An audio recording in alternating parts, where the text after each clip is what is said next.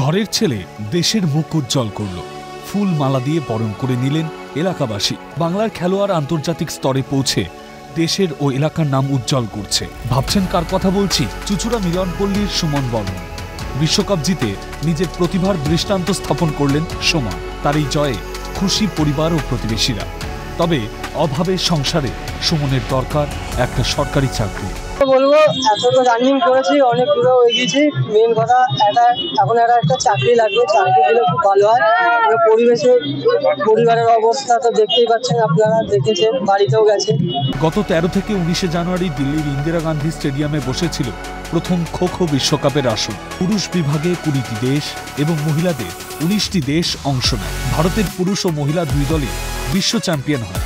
বাংলা থেকে সুযোগ পান সুমন বর্মন। সেই কারণ হচ্ছে বাংলা থেকে আরো 5 জন ডাকতে ছিল, কিন্তু আমরা প্রথম দিকে আশা ছিলাম যে সুমন যেভাবে খেলছে সুমন অবশ্যই চান্স পাবে। কারণ হচ্ছে আলটিমেট খোখোতে তো একটা রিভিউ দিয়েছিল, সেই রিভিউটা নিয়ে বেস্ট প্লেয়ার হয়েছিল। তখনই বুঝেছিলাম যে সুমন ইন্ডিয়া টিমে ঢুকবেই। সেই থেকে ইন্ডিয়া টিমে সুমন আছে এবং ভারত বিশ্ব জয় করেছে প্রথমবার। মাটির থেকে ম্যাট থেকে আজকে বিশ্বকাপে গিয়ে দাঁড়িয়েছে, সেটা বাংলার একমাত্র সুমন বর্মন নিজের কোমরের জোরে আজকে এই জায়গাটা করেছে। এবং অভাবের সংসারে বাবা মা কষ্ট করে বড় করে তুলেছেন সুমনকে। কর্মসূত্রে বাইরে থাকার জন্য ম্যাচ জেতার দিন ছেলের খেলা টিভিতে দেখার সুযোগ পাননি সুমনের বাবা মা। ফলত বাড়ি ফিরে এসে ছেলের সাফল্যের কথা শুনেছেন তারা। তবে এত কিছু ভালোর মাঝে শুধু প্রয়োজন একটা সরকারি চাকরি। সরকার সুমনকে একটা চাকরি দিক, এমনই বললেন সুমন, তার খেলার কোচ সহ প্রতিবেশীরা। আমরা আমাদের মাননীয় মুখ্যমন্ত্রীর কাছে এটা খুব আশাবাদী, তিনি বাংলার মাটির ছেলে সুমন বর্মনকে ফেলে রাখবে না। তার জন্য ডিএসপি বা এসআই একটা চাকরির ব্যবস্থা করে দেবে, এটা আমরা মাননীয়ার কাছে খুবই আশাবাদী।